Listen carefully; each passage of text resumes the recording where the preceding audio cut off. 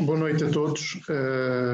Agradecer mais uma vez o convite. Será um prazer falar aqui desta espécie com a qual estou presentemente a trabalhar. Mas, apesar de eu estar aqui a fazer a apresentação, queria só deixar claro que, portanto, eu trabalho num grupo de investigação que está dedicado às tepárias, portanto, no âmbito da Universidade do Porto, do CIBIU, e este grupo é constituído por um conjunto grande de elementos: o João Paulo Silva, o João Gameiro, Ana Teresa Marques, Luís Venâncio. Portanto, somos um grupo, Francesco, somos um grupo já com alguma dimensão e dedicamos-nos principalmente agora ao estudo das tepárias. É um grupo muito desafiante por vários motivos. Portanto, um dos principais motivos é que é um grupo que está fortemente ameaçado e algumas das espécies estão em situação muito negativa. Uma delas é o tartaranhão caçador. Eu vou tentar, portanto, pôr-vos um bocadinho a par do historial desta espécie cá no nosso país.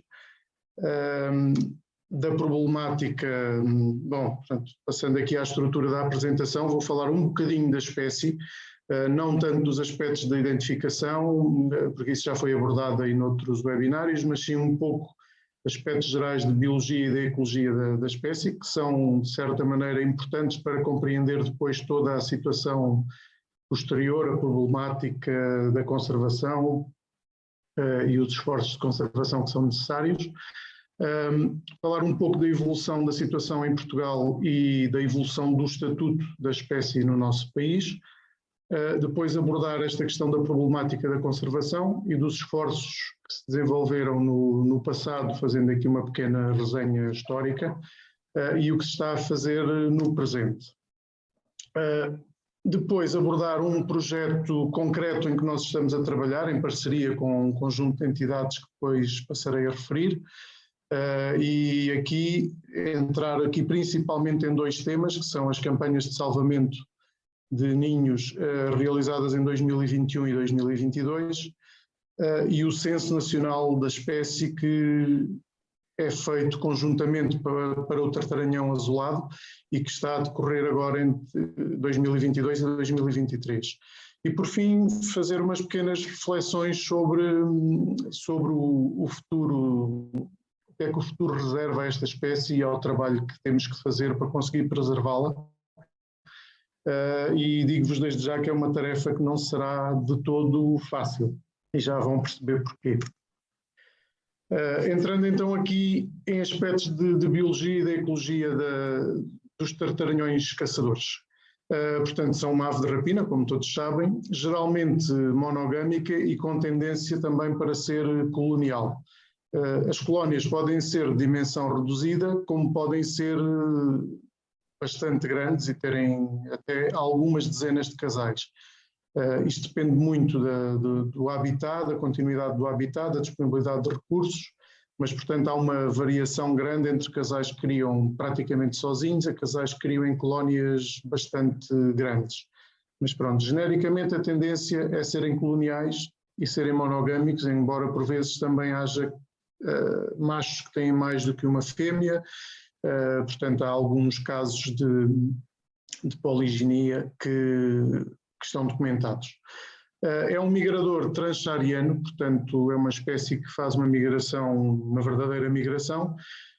Chega, portanto, inverna, nidifica pela Europa até ao Médio Oriente e depois inverna na África subsaariana, em zonas portanto, não de floresta muito densa, depois já passarei a mostrar um mapa à frente, zonas, portanto, arbustivas. O Sahel é uma das áreas típicas e depois prolonga-se a distribuição até a África do Sul e também em parte do subcontinente indiano, também são zonas de invernada típicas das populações que nidificam mais a leste. Chega entre nós os primeiros indivíduos geralmente nos finais de março, inícios de abril, e inicia a reprodução geralmente no final de abril, portanto prolongando-se depois até julho, e a migração outonal pós-nupcial, portanto, normalmente decorre entre finais de julho e o mês de setembro. É uma espécie que nidifica no solo e, portanto, daí advém logo alguma vulnerabilidade a aspectos como a predação. Portanto, constrói um ninho basicamente dobrando ou levando algumas ervas que amontoa e faz uma pequena plataforma sobre a qual depois deposita os ovos, mas sobre o solo. E está muito associado a dois tipos principais de habitat. Portanto, áreas com vegetação herbácea bem desenvolvida, sendo que no contexto europeu muitas destas áreas são áreas artificiais, áreas agrícolas, em que se cultiva, por exemplo, cereais, fenos, portanto, áreas de pousio também, pousios que possam desenvolver-se muito. Portanto, tem uma preferência por vegetação com pelo menos 50 centímetros de altura para edificar os ninhos. Portanto, prefere erva ou estrutura herbácea bem desenvolvida e isto é bastante importante. Pontualmente, há locais onde nidifica em sapais e outros locais onde nidifica em zonas úmidas em vegetação palustre, um pouco à semelhança do tartaranhão ruivo dos pauís. Pronto, de uma forma resumida, pode dizer-se que a esmagadora maioria da população está em zonas agrícolas e outra parte da população nidifica em matos, sendo que os matos são geralmente o habitat eleito em zonas de serra, zonas serranas. E em Portugal, portanto, há quase que uma divisão bastante óbvia entre estes dois habitats, em que no sul praticamente só nidifica em zonas agrícolas, e na zona centro e norte, a parte da população nidifica em zonas agrícolas, nas áreas mais planas e mais extensivas, e depois ocupa o biótopo das serras, em que geralmente até prefere as áreas mais altas, e portanto aí ocupa matos, onde procura alimento e onde edifica os seus ninhos. Portanto, aqui está um mapa com a distribuição atual da espécie, portanto, Europa Ocidental com uma distribuição algo fragmentada, com os principais núcleos produtores em Espanha, e depois uma população de leste provavelmente com uma distribuição mais contínua, que não é tão bem conhecida, e as áreas de invernada, portanto, na África subsaariana, toda aquela região do Sahel, e depois prolongando-se para baixo até a África do Sul, Moçambique. Portanto, são as áreas principais de invernada, depois com uma pequena área no subcontinente indiano, com pequenas ou áreas mais pequenas, portanto, vou dizer pequenas, mas são áreas gigantescas de qualquer maneira, onde nidifica. Aqui estão dois exemplos, só para ficarem com uma ideia de como são os ninhos. Digo desde já que a fotografia da direita não é um tartaranhão caçador, é um tartaranhão azulado, mas eu não consegui encontrar uma fotografia de um ninho em zona de mato, portanto é só para exemplificar que é exatamente igual o tipo de ninho, portanto escolhem matos mais ou menos altos e portanto edificam o ninho em pequenas clareiras, onde depositam os ovos, nidificando no solo. O exemplo da esquerda é o típico que temos na zona sul de Portugal ou no Nordeste, em zonas agrícolas, onde nidificam muitas vezes no meio de searas, portanto ficando as crias no meio do cereal. Entrando agora então na evolução da população e na situação populacional em Portugal. O mapa que apresento aqui na esquerda é um mapa do terceiro Atlas das aves nidificantes. Eu tenho aqui mais à frente. Pronto, as estimativas populacionais que foram obtidas no passado não são muito rigorosas, porque nunca houve um censo dirigido portanto, a esta espécie com o intuito de quantificar com muito rigor a população. No primeiro Atlas fez-se uma estimativa de 1000 a 1300 casais, portanto isto em no início dos anos 90, dos anos 80, 1000 a 1300 casais. Depois, posteriormente, numa publicação da BirdLife International, tentou-se fazer uma nova estimativa cá em Portugal e a estimativa foi de 500 a 1000. E no livro vermelho, uma nova estimativa, aqui um pouco mais recente, 2005, 900 a 1200 casais. Mas, como eu digo, sempre aqui com alguma margem de erro, porque não houve nunca um censo dirigido muito rigoroso a esta espécie. O Estatuto de Conservação, no primeiro livro vermelho em Portugal, era vulnerável, mas como a espécie tem vindo a apresentar declínio continuado e uma redução significativa de números, ele no livro vermelho publicado em 2006 já tinha o estatuto de em perigo, pelo facto de ser uma espécie com uma população reduzida, inferior a 2.500 indivíduos maturos, e que, como eu já disse, sofria declínio continuado. No novo livro vermelho, que ainda não saiu, nós estamos em crer que o estatuto vai novamente ser atualizado e vai passar a criticamente em perigo, e isto resulta de um declínio fortíssimo que eu já vos vou mostrar de seguida. Então, aqui neste mapa, que representa as quadrículas a verde claro, foram as quadrículas em que a espécie foi detectada no Atlas anterior, no segundo Atlas, e as bolinhas são as quadrículas em que a espécie foi detectada no terceiro Atlas nidificante, que está agora, portanto, a ser concluído, a parte dos textos. Pode-se ver claramente que há muitas quadrículas que deixaram de ter a presença da espécie, que há uma regressão muito significativa. O número de quadrículas em que tinha sido detectada passou de 464 para 174. É uma redução enorme, que corresponde, assim, grosso modo, a 1/3 da área de distribuição. A espécie desapareceu.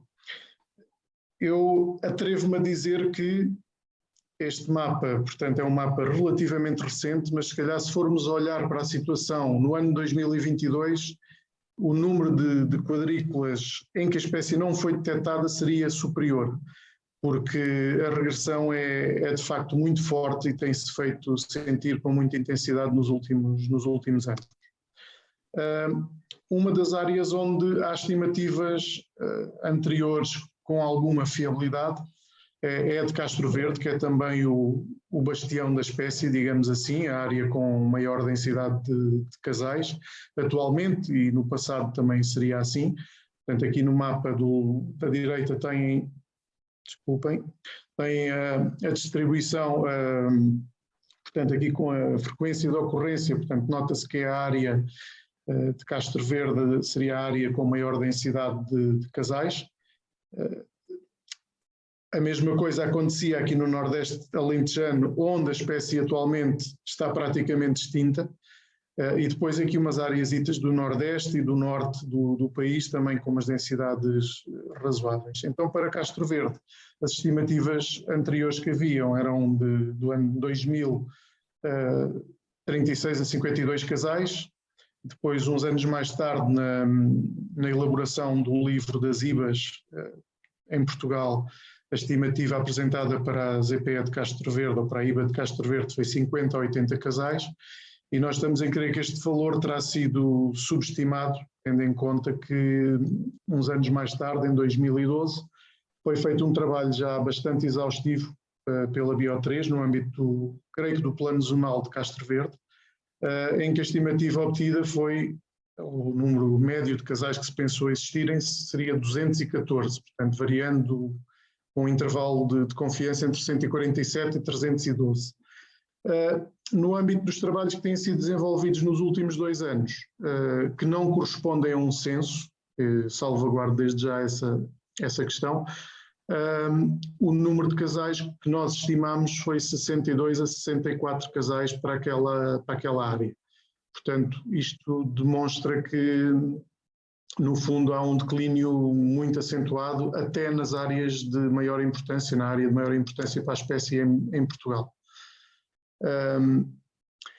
Portanto, como eu disse, a estimativa no caso de Castro Verde, aqui, desculpem que me enganei aqui nos números, não me enganei, portanto isto não é Alentejo, é Castro Verde, 62 a 64, a que temos para o Alentejo é de cerca de 80 casais, extrapolando, portanto, como eu digo, ainda não baseado nos dados do censo, mas sim baseado nestas campanhas de salvamento, que nos dão já uma aproximação para a região sul e no trabalho que já foi desenvolvido no norte este ano e no ano passado.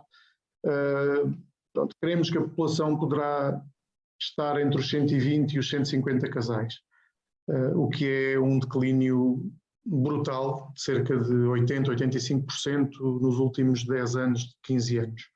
Portanto, é claramente a espécie a afundar-se a grande velocidade e, portanto, isto leva a crer que, se não forem tomadas medidas sérias e muito intensas, que a população pode desaparecer no seu todo. Então, e porquê é que a situação está neste ponto? São várias as causas apontadas, sendo que as principais têm a ver com a perda e a degradação do habitat, nomeadamente no que toca aos usos, às alterações nos usos agrícolas, e eu esta parte vou desenvolvê-la um bocadinho mais que as restantes, portanto à frente vou falar sobre isto, porque é, no fundo, a pior, é a causa mais importante que afeta a população portuguesa. Depois há uma ameaça emergente que tem a ver com a construção de infraestruturas, nomeadamente os parques solares, que se prevêem ocupar áreas muito extensas, quer em Portugal, quer em Espanha, e posso-vos dizer que estive agora há pouco tempo no Congresso dos Aguiluchos em Espanha, e, por exemplo, em Castilha-La Mancha foi apresentado esta situação como uma ameaça grave, porque havia zonas em que, se forem aprovados os parques que estão propostos, há áreas que ficam com 3.000 hectares contínuos de parques solares, sem intervalos, sem qualquer tipo de outros habitats pelo meio. Portanto, e a tendência é que estes parques solares aumentem de forma muitíssimo significativa e que venham a ocupar as áreas mais planas, mais fáceis de fazer a instalação das infraestruturas, e, portanto, são muito procuradas as áreas que coincidem com o habitat desta e de outras espécies estetárias. Não esquecendo também os parques eólicos, que afetam parte das populações que nidificam em serras e que podem também vir a ser construídos em zonas, portanto, zonas mais planas, mais agrícolas, como já acontece em alguns locais de Espanha, não tanto em Portugal. Depois, há uma questão também relacionada com a baixa produtividade, portanto, com uma elevada taxa de insucesso reprodutor, e esta elevada taxa de insucesso reprodutor resulta de uma destruição muitíssimo elevada de ninhos por atividade agrícola. Pronto, eu vou passar a explicar isso com mais detalhe, mas basicamente, como eu referi, a espécie nidifica em cultivos agrícolas, sejam eles cereal para grão, sejam fenos, e nessas circunstâncias, principalmente nos fenos, onde a ceifa é muitas vezes feita em verde, portanto, as aves chegam em abril, começam a nidificar no final de abril e as ceifas acontecem entre finais de abril, meados de maio, e muitas vezes vão coincidir ou vão contribuir para destruir uma grande percentagem de ninhos se não houver qualquer tipo de intervenção. E quando eu digo grande percentagem, podemos falar da quase totalidade da população de uma determinada região. Depois há também, e isto é constatado para várias populações na Península Ibérica, não só para Portugal, onde isto já está comprovado, mas também para outras populações, em que a taxa de predação é muito elevada, em ninhos que não sofram qualquer tipo de intervenção. E posso-vos dizer, por exemplo, com base em dados concretos na zona de La Serena, a estimativa que têm é que 98,5% dos ninhos que não são protegidos são predados.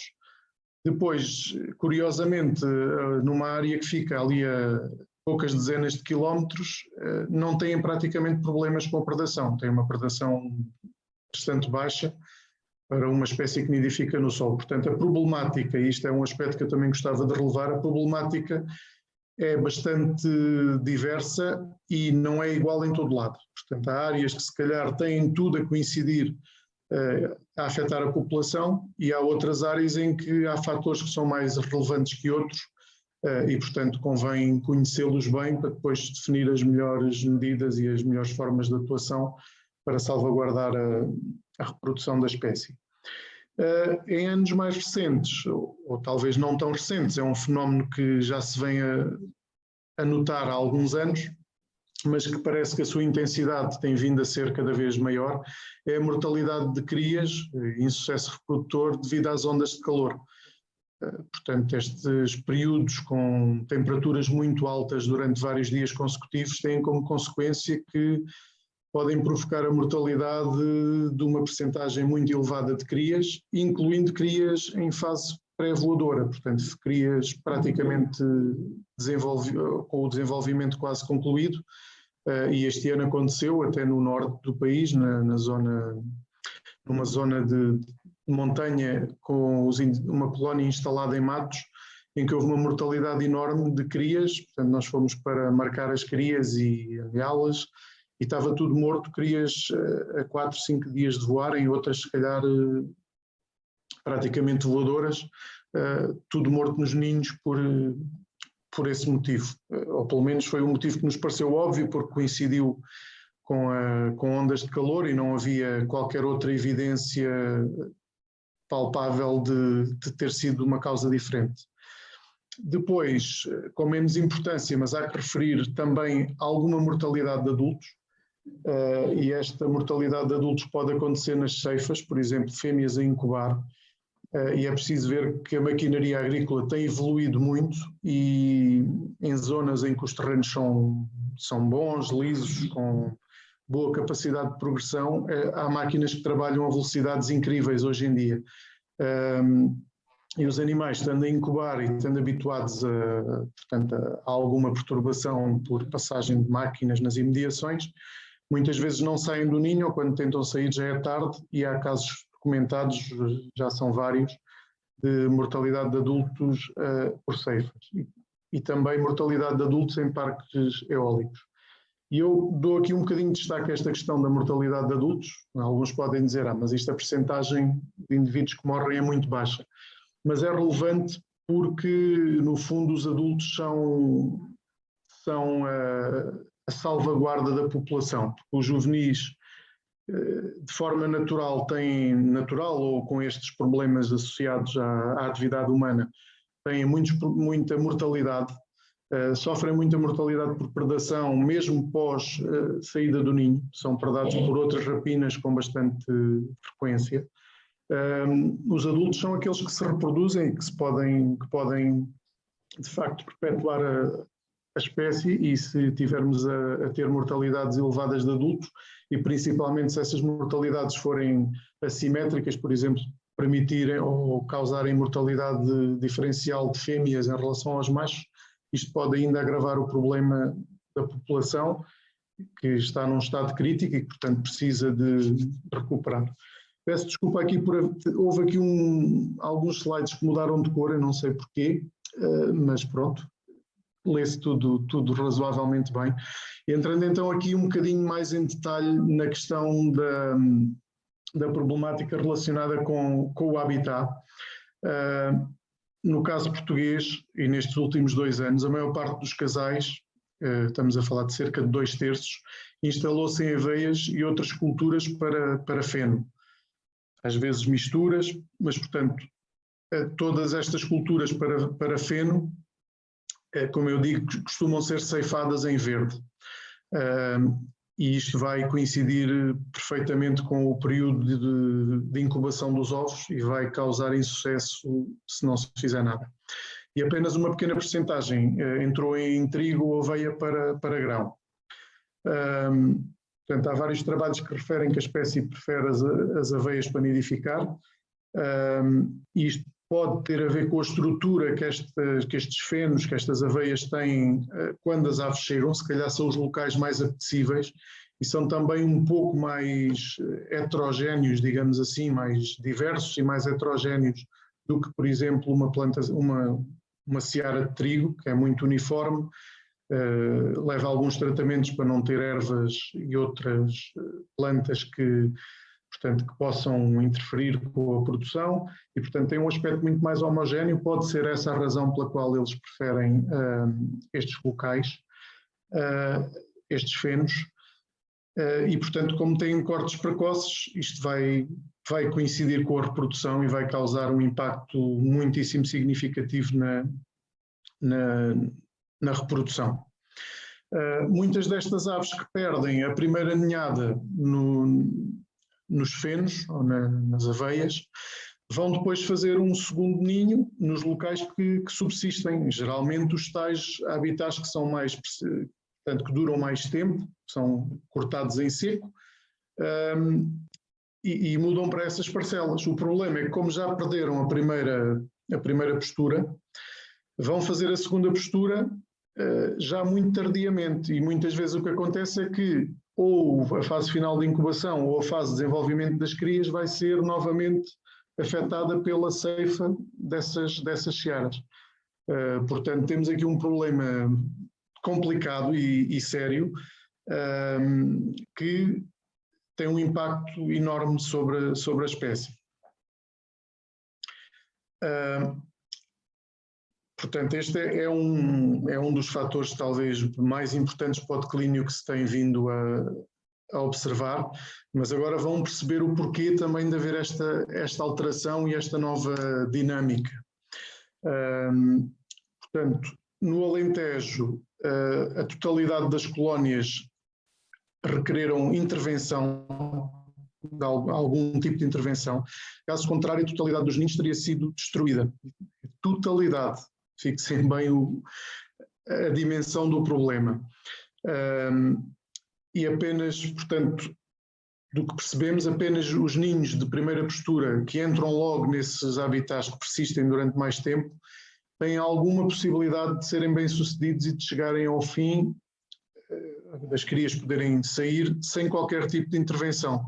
E claro, isto também depende muito dos anos climáticos. Portanto, anos mais secos, as ceifas tendem a ser feitas mais cedo, anos com mais chuva na primavera podem prolongar um bocadinho o período de permanência do cereal no solo. Portanto, são aqui aspectos que têm que ser tidos em conta. Nestes 2 anos de trabalho, e pelo que se tem visto também noutros países, como a Espanha, a França, a Holanda, é necessário intervir nas culturas de cereais para grão para que haja sucesso reprodutor. A França e Espanha, cerca de 60% das crias estão dependentes da ação direta de conservação em cultivos agrícolas. Ou seja, se não se fizer nada, há uma percentagem elevadíssima que vai à vida. Talvez não tão elevada como em Portugal, mas muito elevada também.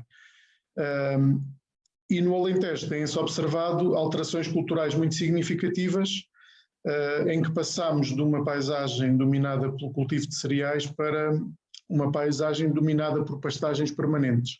Muitos de nós não nos apercebemos desta problemática porque nos parece que o campo está igual, continua a haver pastagens, gado, mas de facto há uma mudança bastante profunda que tem afetado bastante esta população e de outras espécies de párias, provavelmente beneficiará algumas, mas em geral tem afetado muito algumas espécies. Portanto, os cereais têm diminuído muito a sua área de cultivo histórico e a predominância dos fenos é total agora. Portanto, eu mais à frente tenho aqui um gráfico em que isto é patente, como podem ver, desde o início dos anos 90, a percentagem a quantidade de hectares cultivados com cereal de sequeiro tem diminuído drasticamente e quase em proporção tem aumentado as pastagens permanentes. E estas pastagens permanentes geralmente são criadas para vacas. Portanto, as vacas mantêm a vegetação quase sempre bastante baixa e estas áreas perdem completamente, áreas que tinham grande capacidade de suporte para populações de tartarinhão caçador, perdem totalmente a capacidade de suporte porque deixam de ter áreas adequadas para a nidificação. Portanto, o outro fator que eu referi, que é o aumento dos cultivos de lenhosas, os olivais intensivos, os amendoais, e outro tipo de culturas idênticas, portanto também têm aumentado muito, praticamente duplicaram desde 2007 até 2019 e continuam a aumentar, mas portanto a grande problemática foi o abandono do cereal para a conversão em pastagens permanentes ou em fenos portanto, para alimentar os animais que vivem nessas pastagens, as vacas em geral. Portanto, o feno é todo dedicado à alimentação animal. Pronto, aqui outro gráfico que mostra o declínio muito acentuado dos cereais para grão e o aumento do efetivo bovino. Portanto, é mais uma vez, parece que uma coisa está inversamente relacionada com a outra. E, portanto, aqui está grande parte da explicação para o declínio do tartaranhão caçador e, eventualmente, de outras espécies como o cisão. Pronto, aqui um resumo daquilo que eu falei. O aumento da área de regadio é notório em algumas regiões. As culturas lenhosas em sistemas intensivos, portanto, substituíram o cultivo dos cereais. Aqui um exemplo da ceifa em verde. Como podem ver, isto deve ser no final de abril, inícios de maio. Portanto, os tartaranhões estão em plena nidificação quando estes cortes acontecem. No caso das ceifas, mesmo quando se deixam áreas de salvaguarda dos ninhos, portanto, eu aqui tirei estes elementos de uma apresentação feita pelo João Claro há uns anos atrás, de um trabalho que fizemos. Portanto, tem aqui um N muito pequenino, mas isto é só para exemplificar. Portanto, mesmo nestas áreas em que se deixam ali uns círculos, umas manchas por ceifar com o ninho lá no meio, depois o que acontece é que a esmagadora maioria destes ninhos são predados, quer tenham ovos, quer tenham crias, e portanto se não houver outro tipo de intervenção, a perda é quase sempre total. Pronto, aquilo que eu já referi, antes com seca meteorológica, a pressão dos predadores parece ser maior, pronto, e a densidade da vegetação também é mais baixa e acaba por haver perdas muito significativas. Fazendo então agora uma pequena referência aos esforços de conservação que já foram feitos. Eu aproveitava para deixar aqui uma pequena homenagem ao João Claro, que foi um pioneiro no tipo desde que se fala em medidas de conservação para espécies estepárias, o João esteve sempre envolvido nestas questões. Fez a sua tese de mestrado e posteriormente iniciou o doutoramento, que não chegou a concluir, com o tartaranhão caçador, portanto era a sua espécie de eleição, mas ele desde sempre, enquanto foi professor, enquanto trabalhou no ICNF posteriormente, foi sempre uma das espécies das quais gostava imenso e com quem sempre trabalhou. Portanto, e falar de conservação de tartaranhão caçador em Portugal é falar do João Claro, porque ele esteve envolvido em tudo o que foi feito cá com esta espécie, desde trabalho com o Ministério da Agricultura, com agricultores diretamente no terreno, e ele tinha uma capacidade enorme de comunicação com os agricultores e era um profundo conhecedor do funcionamento dos sistemas agrícolas. Portanto, foi sempre uma pessoa super empenhada nesta espécie, foi o pioneiro nas experiências com proteções a ninhos na ZPE de Évora e de Castro Verde. Esteve envolvido numa campanha de salvamento na qual eu também participei no Nordeste, nas GPEs do Nordeste Alentejano, em 2011. Portanto, aqui também uma parceria com o ICNF, na altura com o João Paulo Silva, que agora está no Cibil, e isto fazendo parte de medidas que supostamente deveriam ter sido adotadas como práticas correntes e como práticas sujeitas a apoio pelo Ministério da Agricultura, pelos fundos que vêm da Comunidade Europeia para apoiar a agricultura, mas que infelizmente em Portugal nunca passou muito destas pequenas experiências, que até foram bastante bem sucedidas, mas que nunca arrancaram a sério para campanhas, digamos, de médio e longo termo, como acontece em Espanha, em que há vários locais, várias regiões em que se trabalha há 25, 30 anos com esta espécie continuamente. Isso é outro aspecto que eu também vou voltar mais à frente. Pronto, houve também alguns trabalhos no passado para aumentar o conhecimento sobre a espécie, nomeadamente na zona da Lijó, João Gaiola, em 2008, e na Serra da Lousã, o Fernando Correia, em 2002. Portanto, duas populações de serra que uma delas atualmente já não existe, a da Lousã, já desapareceu, mas, portanto, aqui aumentou-se um bocado o conhecimento sobre a espécie e alguns dados da biologia reprodutiva, da seleção de habitat, portanto, foi das poucas coisas que se fizeram, e deixando aqui então algumas imagens do grande amigo João Claro, o grande pioneiro na conservação desta espécie, aqui a colocar uma vedação elétrica para proteger um ninho. É uma das experiências que também têm sido feitas, é usar vedações elétricas para impedir a entrada de predadores, como raposas, por exemplo. E aqui uma outra imagem com outro tipo de proteção ao ninho e, portanto, aproveitando para fazer a anilhagem das crias, para depois perceber um bocadinho melhor a sua dinâmica. Pronto, era este pequeno tributo que gostava de fazer ao João.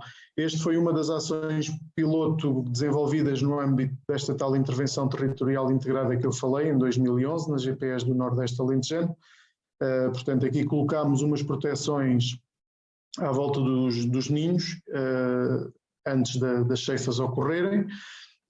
Tentávamos sempre que os agricultores deixassem à volta ainda desta área do ninho uma área de salvaguarda que variou, chegou a ter à volta de 25 metros, portanto 25 metros de diâmetro, portanto uma mancha que ficaria ali de certa forma a tentar proteger as crias, e que dentro de algum insucesso que também ocorreu, acabou por permitir que diversas ninhadas tenham chegado a bom termo e tenham conseguido voar. Agora vou falar-vos um bocadinho deste projeto Searas com Biodiversidade, onde nós estamos atualmente a trabalhar, que se chama Searas com Biodiversidade, Salvemos a Águia Caçadeira. Isto era para ter animação, a animação falhou. Eu já estou a ouvir o Gonçalo a dizer, pois, a águia caçadeira, aquilo não é bem uma águia. E pronto, então eu fiz aqui este pequeno comentário. Eu sei, Gonçalo, é o tartaranhão caçador, mas isto foi discutido na altura, assim, de uma forma relativamente leve, e como era o nome comum que se dava muito no Alentejo, acabou por ficar, embora de facto não seja uma águia, seja de facto um tartaranhão, uma ave muito mais pequena, com características diferentes, e na minha opinião pessoal deveria de facto ser chamado tartaranhão caçador. Pronto, assim o Gonçalo já não se vai zangar comigo.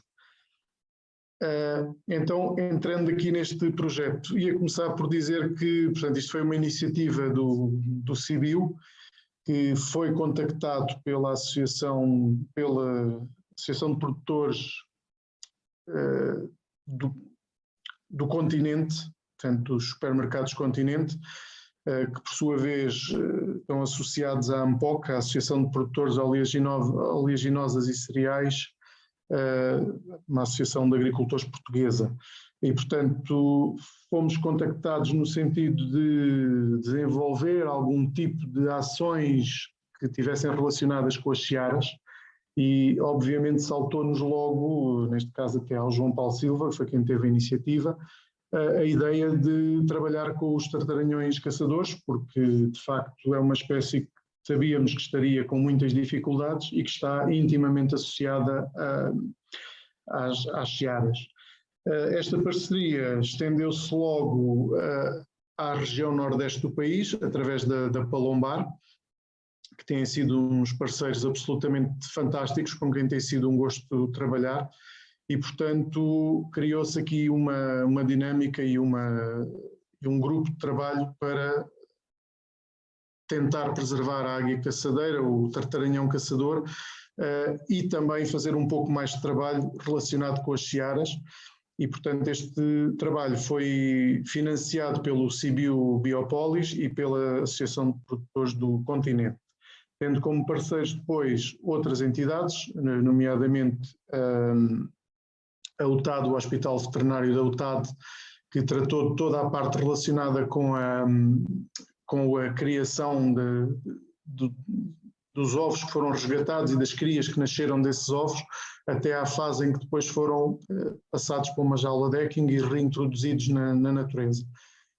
E o ICNF, que foi quem, portanto, sendo a autoridade de conservação da natureza, é quem é responsável pela conservação e que também prontamente se disponibilizou para colaborar e para se envolver na conservação da espécie, que é, aliás, a sua competência. Portanto, criou-se aqui uma parceria, depois contou também com outras entidades, como eu já passo a referir à frente, mas, portanto, foi esta a gênese deste projeto.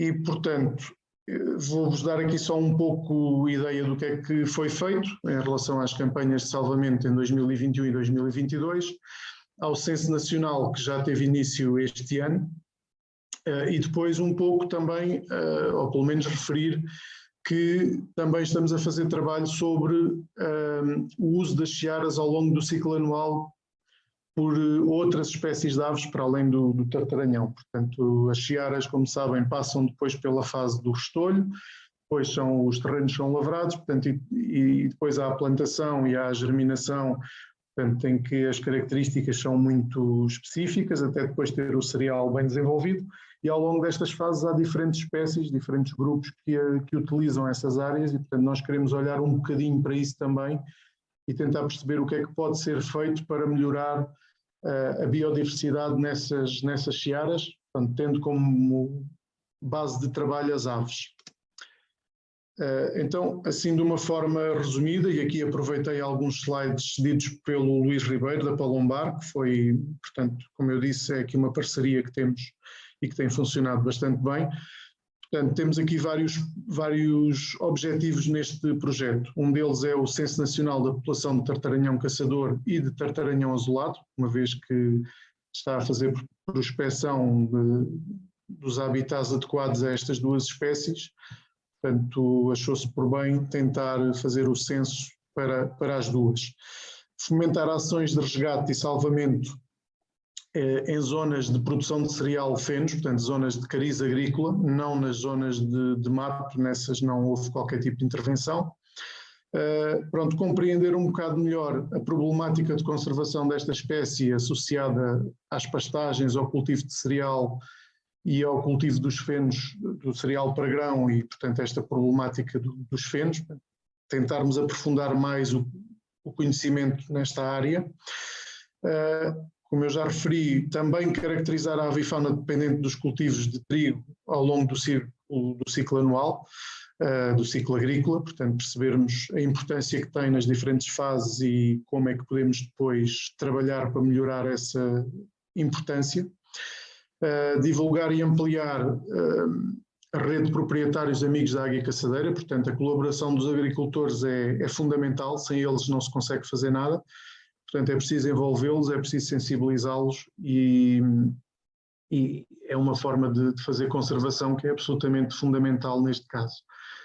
Depois, promover ações de educação e de sensibilização para o público em geral e ainda uma campanha de criar e desenvolver e difundir uma campanha de marketing dirigida aos consumidores. Portanto, de certa maneira, dar importância aos produtores que se preocupam com esta temática e que acabam por contribuir para a conservação desta e de outras espécies, para que eles possam ser reconhecidos por isso e que isso possa servir como uma mais-valia para os produtos que produzem. Salva a redundância. Então, entrando agora no que se fez em relação às campanhas de salvamento no Alentejo.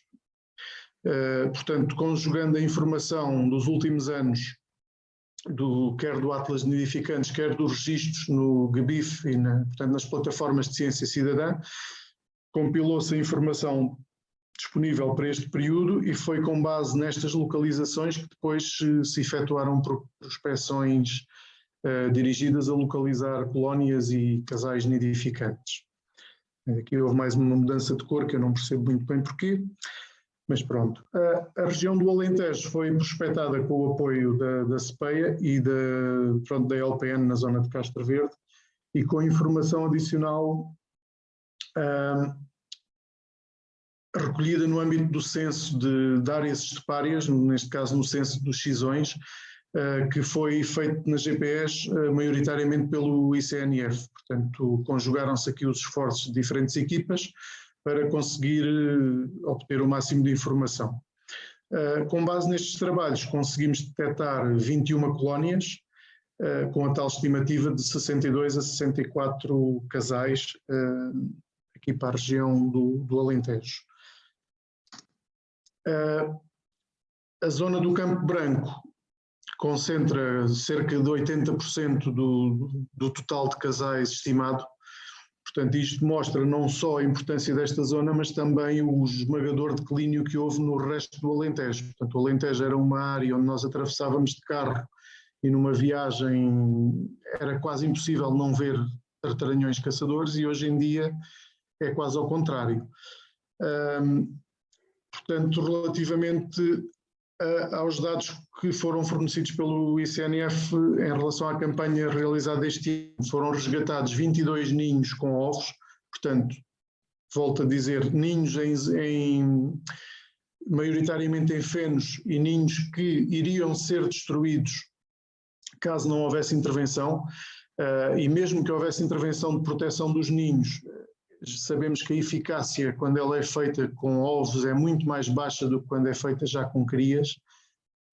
Portanto, a opção foi, nestes casos em que não havia muito a fazer, foi resgatar os ovos e fazer, portanto, chocar estes ovos em situações controladas, em chocadeiras, depois tentar criar as crias que nasceram, e fazer o tal processo de hacking, que no fundo é a construção de uma jaula de grandes dimensões, onde os indivíduos eram colocados já bastante grandes e onde lhes era fornecido alimento, água, para eles acabarem de completar o seu desenvolvimento e, de certa maneira, memorizarem aquela área como sendo a área onde nasceram, e depois serem libertados.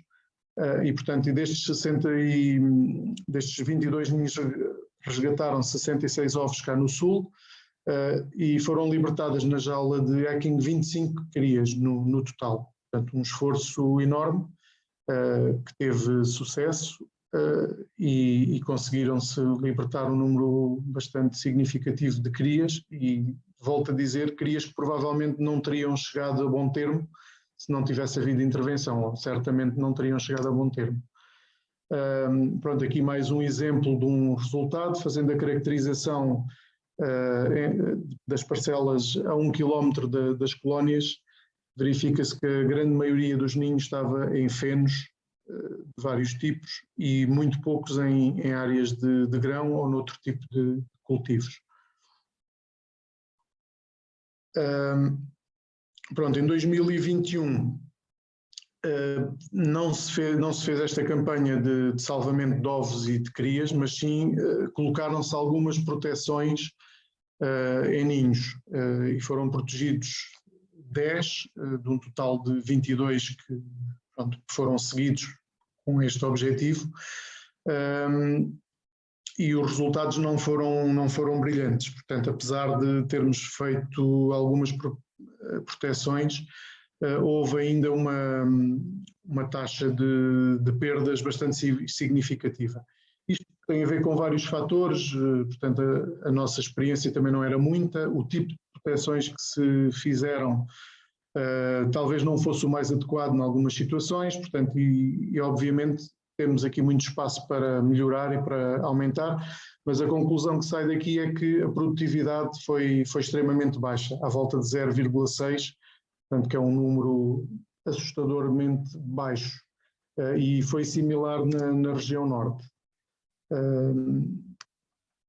Pronto, aqui só para dizer que foram ainda resgatados ninhos, ovos numa ninhada na zona norte do Alentejo.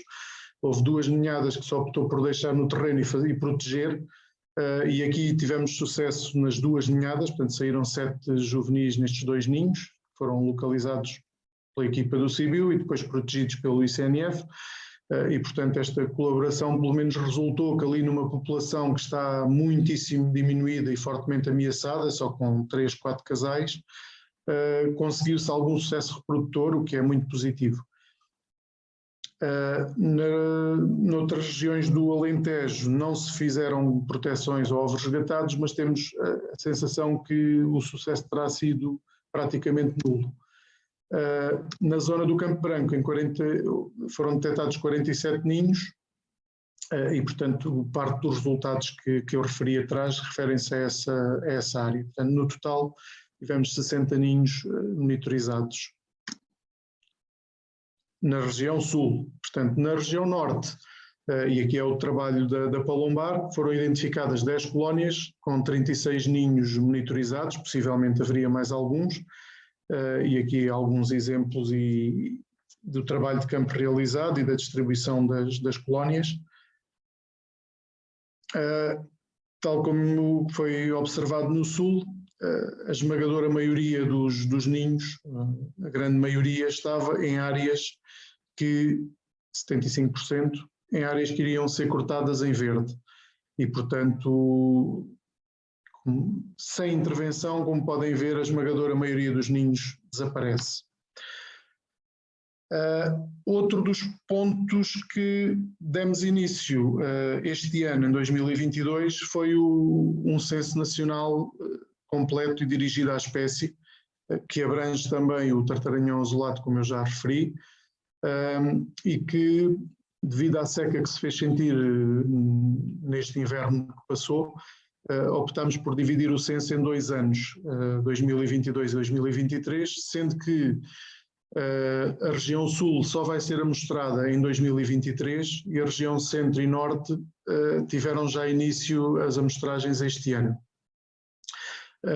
Portanto, em 2022 já foram visitadas 43% das quadrículas que foram selecionadas. Eu não vou entrar aqui em muito detalhe sobre a seleção das quadrículas, mas basicamente são quadrículas com presença recente da espécie ou com habitat adequado. Portanto, não é possível abranger o território todo, mas, portanto, foi feita uma seleção com base em critérios muito objetivos e que nos, portanto, dá um número de quadrículas que eu passarei a mostrar a seguir. E também de referir que este censo tem uma metodologia muito similar à espanhola, que foi realizada nos censos que têm sido feitos em Espanha, e a ideia de fazer isto assim, por um lado, é termos constância aqui no que toca à Península Ibérica e portanto, podermos ter dados que sejam comparáveis, uma vez que a situação da espécie é bastante crítica nos 2 países, mais em Portugal que em Espanha, mas, portanto, temos uma base de trabalho que pode ser idêntica e comparável entre os 2 países, pareceu-nos um ponto muito relevante. Aqui para terem uma ideia das quadrículas que foram selecionadas, portanto, como eu disse, só foram feitas no norte, na zona norte, e as que estão a verde já foram visitadas este ano, portanto há ainda muitas a fazer, mas há aqui uma parte significativa que já foi feita e, portanto, estamos aqui com bastante entusiasmo para progredir com este trabalho no próximo ano e lance desde já o repto que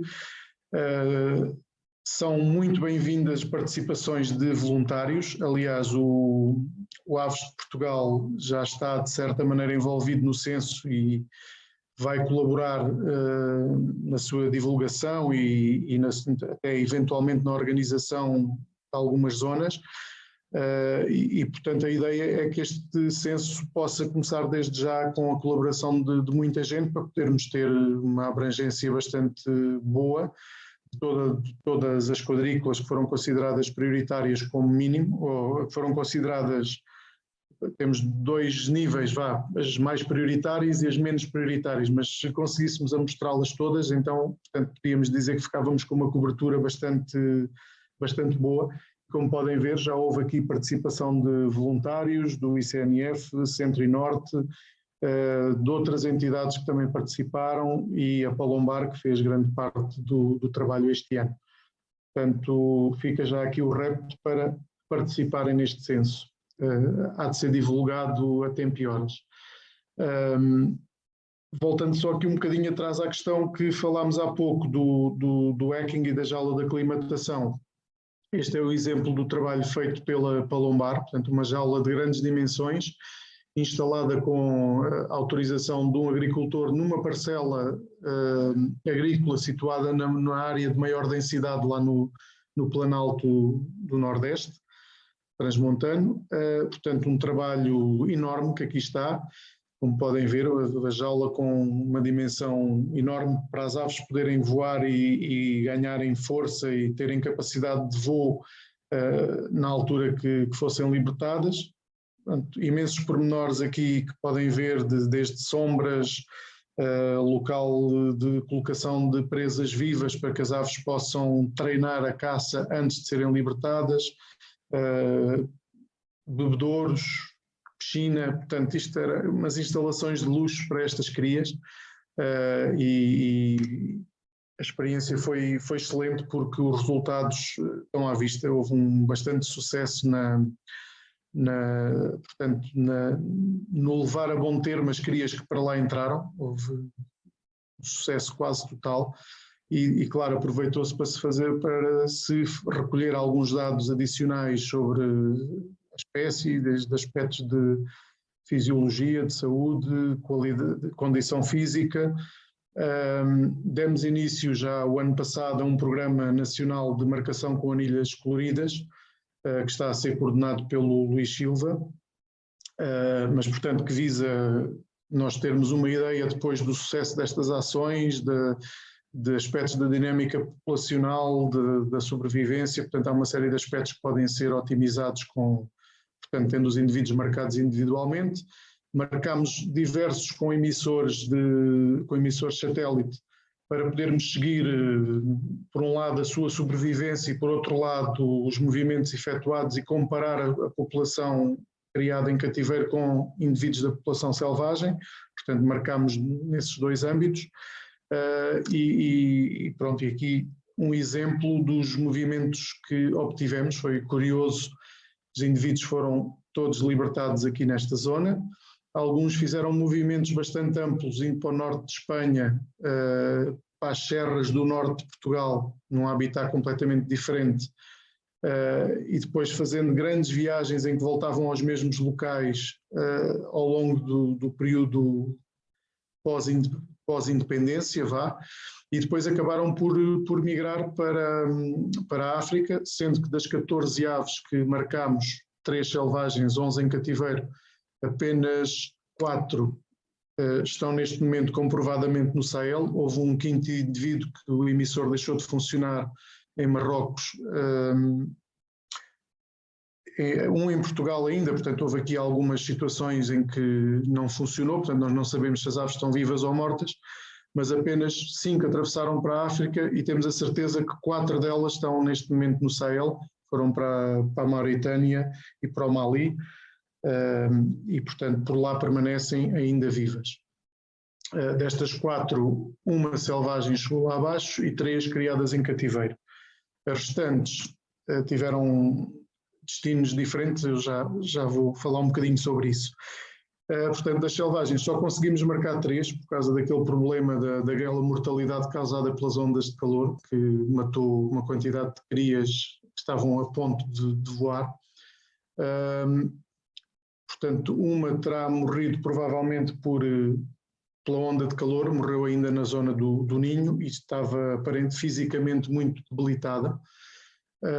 Tivemos um caso também de uma cria selvagem que foi predada por uma ave de rapina, e isto comprovadamente predada por uma ave de rapina.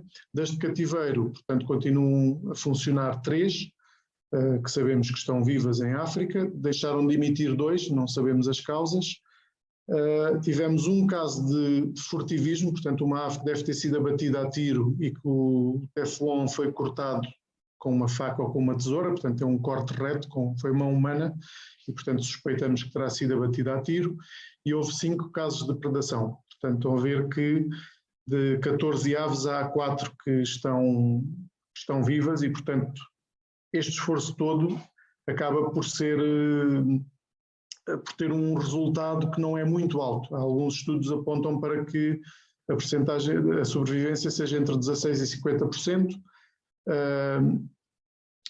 e portanto é um valor que podemos dizer baixinho, considerando o esforço que é necessário. O hacking, portanto, é uma medida interessante e que pode contribuir para aumentar o número de crias que voam, para aumentar a produtividade, mas tem também algumas situações que têm que ser bem analisadas. Portanto, eu vejo isto, entendo-a e penso que a equipa onde trabalho também, como uma medida de emergência, precisamente com esse objetivo de melhorar a qualidade, de aumentar a produtividade das populações, e não como a medida de fundo que vai resolver o problema. Porque depois há aqui outras questões também de, por exemplo, a filopatria, que se dizia que era muito elevada, apenas 50% das crias que voltam, portanto desta percentagem já de si muito mais pequena, vai nidificar num raio de 30 km do local onde nasceu. Portanto, o hacking como a ferramenta para manter as aves num determinado local não me parece ser a mais adequada. Se calhar isso passa mais por salvaguardar as áreas de reprodução e por salvaguardar que a reprodução é bem sucedida, pelo menos para um conjunto de casais, porque também está estudado que uma parte significativa dos indivíduos que têm sucesso reprodutor tendem a mudar para outras áreas. Portanto, é um tema complexo, tem que ser aqui muito bem trabalhado. Portanto, é como eu disse, uma medida de emergência. A tal baixa fidelidade aos locais de nascimento, a tal baixa filopatria e a elevada mortalidade juvenil leva-nos um pouco a pensar se será mais eficiente gastar o dinheiro nesta medida ou em fazer salvaguarda de habitat. Pronto, são questões para pensar. Então, indo um bocadinho para o futuro, o que é que se pode fazer para tentar que esta espécie não desapareça? E, como eu referi, isto tem que ser feito de uma forma ultra urgente e, se não houver eficácia nestas medidas, dificilmente vamos conseguir salvaguardar esta espécie no nosso país, e isso é um dado adquirido. Portanto, é fundamental desenvolver medidas agroambientais específicas no âmbito da PAC. Neste momento, eu não referi anteriormente, mas neste momento já há uma medida que foi aprovada e que, pronto, não sabemos a adesão que vai ter. Basicamente o que se vai fazer é pagar aos agricultores para não cultivar, não fazerem a colheita em 2 hectares à volta de cada ninho ou de conjunto de ninhos. Portanto, esta salvaguarda seria compensada com um determinado valor e vamos ver se vai ter adesão ou não.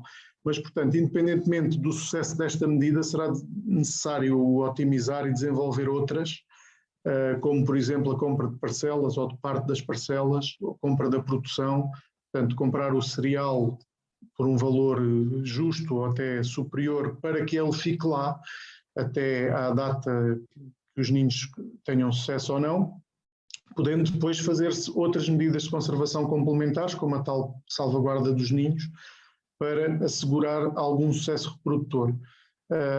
Outra das medidas que não está em prática em Portugal, mas que há várias regiões espanholas que utilizam, é a compensação, portanto obrigam a atraso nas ceifas e depois dão uma compensação por esse atraso, porque há perdas de produção por formigas, pardais, seja o que for, portanto há perdas de produção e haver uma compensação para isso.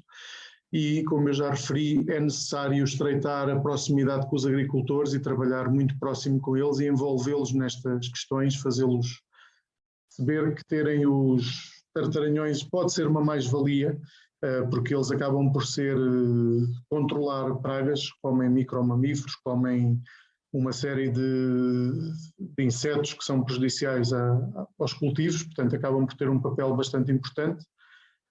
Há que trabalhar bastante nesta questão do incremento da produtividade, manutenção das campanhas de salvamento, provavelmente noutros moldes, e aqui mais uma vez lanço o repto. Eu pessoalmente, e isto não é uma posição ainda consensual, eu pessoalmente vejo que estas campanhas, para terem sucesso e serem de médio e longo termo, só podem funcionar com envolvimento de voluntários. De outra forma, penso que será praticamente impossível de conseguir levar isto a bom termo e em número suficiente para ser eficiente funcionar. Nós no dia 18 de janeiro vamos ter uma reunião com estes parceiros todos precisamente para definirmos um bocado a estratégia e as metodologias que vamos adotar para os próximos anos.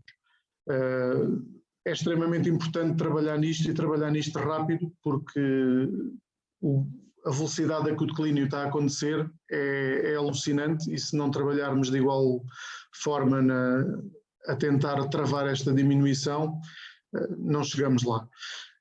Pronto, importantíssimo reduzir a destruição de ninhos pelas atividades agrícolas, que já foram referidas. Destruirão sem intervenção a quase totalidade dos ninhos em Portugal. Adicionalmente, reduzir a predação de ninhos, que também é um aspecto muito importante, e já estão a ser estudadas medidas de minimização deste efeito das ondas de calor. Portanto, há estruturas que se podem colocar dentro das tais jaulas de proteção para dar sombra, para proteger, que ao mesmo tempo acabam por ter um efeito também protetor contra predadores alados. Portanto, há aqui muita margem para se poder trabalhar, ou algumas ideias para se poder trabalhar e tentar minimizar estes efeitos. E depois há uma quantidade de aspectos de investigação, nomeadamente ecologia espacial, dinâmica populacional, percebermos um bocado o que é que acontece, por exemplo, quando há a perda total de uma colónia por ceifa da parcela, o que é que os indivíduos fazem a seguir, para que distâncias é que se deslocam, se depois de terem sucesso reprodutor sucessivo voltam àquela região ou não, ou mudam para outra, vão se concentrar em zonas onde ainda há populações maiores. Portanto, há uma quantidade enorme de aspectos fundamentais de serem compreendidos para se poder fazer uma gestão adequada das medidas para esta espécie. Há também alguns indícios em algumas populações de baixa disponibilidade trófica, portanto há aqui muito trabalho para fazer e muita ação que tem que ser tomada. E para terminar, eu destacava este aspecto que me parece importantíssimo, que é o facto de se trabalhar em parceria, o facto de se trabalhar em conjunto, porque se não houver este trabalho, todos estarmos envolvidos, muito dificilmente uma entidade sozinha vai conseguir fazer alguma coisa significativa para salvaguardar a espécie. Esta parceria estabeleceu-se, funcionou, há aspectos a melhorar, mas recomenda-se, e eu mais uma vez digo, pela minha perspectiva, é um apelo muito forte à participação de voluntários, porque de outra forma vamos nos despedir dos tartaranhões no nosso país a muito curto prazo.